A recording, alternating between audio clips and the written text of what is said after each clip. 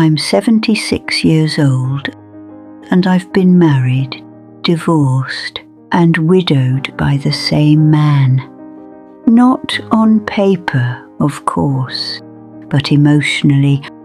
I lost him long before he died. I'm saying this now because the house is quiet. My hands shake more than they used to, and I don't have the energy to keep pretending I didn't know better. If you're listening, I'm not trying to scare you.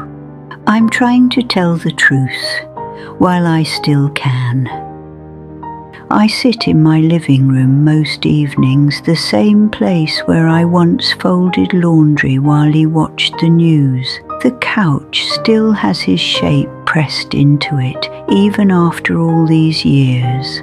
Funny how furniture remembers things people forget. Time feels different now. Smaller, like it's already been counted and I'm just spending what's left.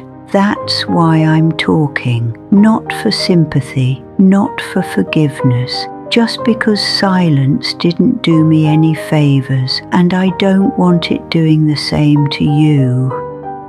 When I was younger, I thought my marriage was normal, not perfect, just normal. We didn't fight much, we didn't yell, we didn't slam doors. That seemed like success to me back then. We met in our early 20s. He had steady work, clean shoes, and a way of making plans without asking anyone else first. I liked that. It felt safe.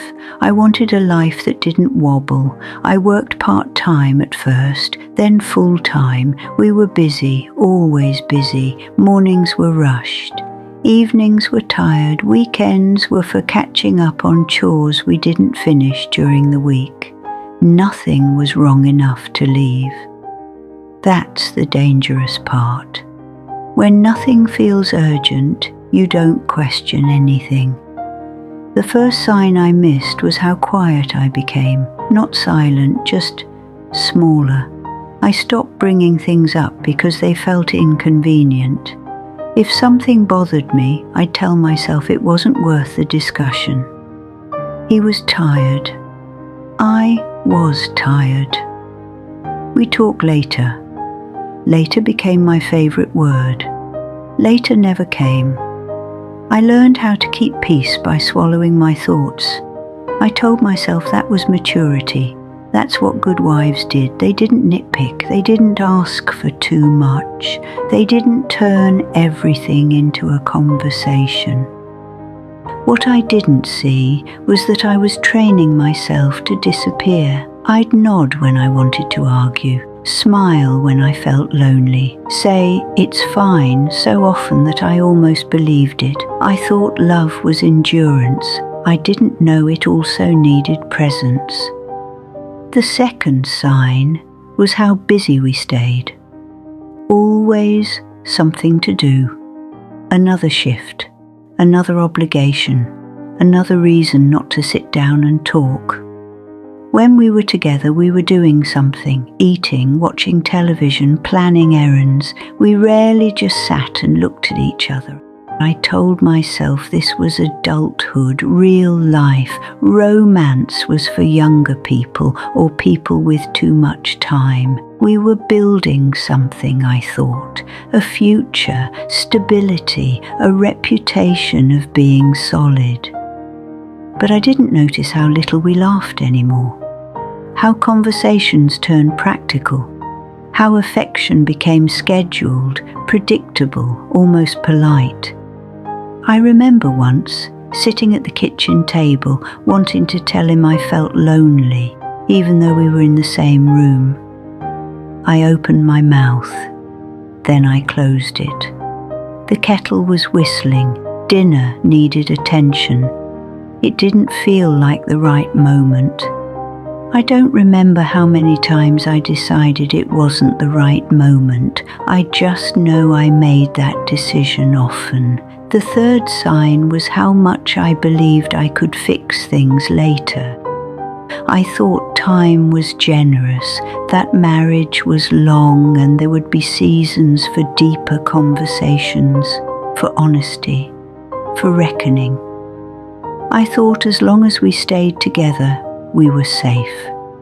Years passed like that, not badly, just quietly. The kind of quiet that feels harmless until you realize it's been eroding something you can't name. The turning point didn't come with shouting or betrayal, it came with illness. He got sick in his early 60s, nothing sudden. A slow decline. Doctor visits, medication bottles lined up on the counter. Our world narrowed. I became a caretaker, efficient, responsible, loving in ways that looked good from the outside. But there were things we never said. We talked about appointments, about symptoms, about practical matters. We did not talk about us. One night, he looked at me and asked, "Were you happy with me?" It caught me off guard. I don't know what my face did before my mouth answered. I said something safe, something vague, something that wouldn't upset him. He nodded, turned his head back toward the wall, and that was that. He died a few months later. People brought food. They hugged me. They told me what a good wife I'd been, how strong, how devoted. I nodded. I thanked them. I accepted their version of the story because it was easier than facing my own. But grief has a way of clearing rooms in your mind you didn't know were cluttered.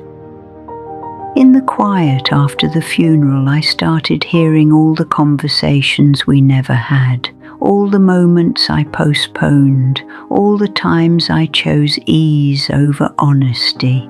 I didn't fail my marriage in a dramatic way. I let it fade. I helped it fade. That's what can't be fixed now.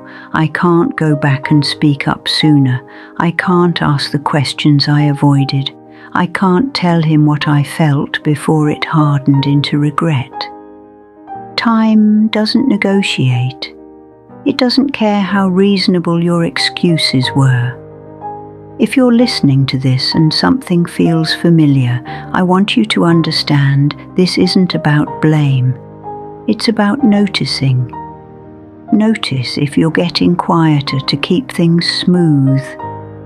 Notice if being busy has become a way to avoid closeness.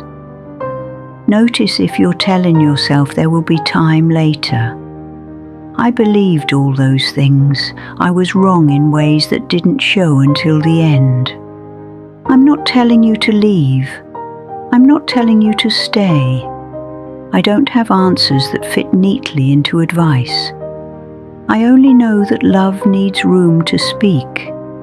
And silence, even when it feels peaceful, can be the beginning of distance. If this meant something to you, sit with it. That's enough. I don't have many years left. I know that now. My days are slower, my nights are longer. I think about him sometimes, not with anger, not even with sadness, just with a kind of quiet knowing. We did the best we knew how. I just wish I'd known a little sooner. That's all.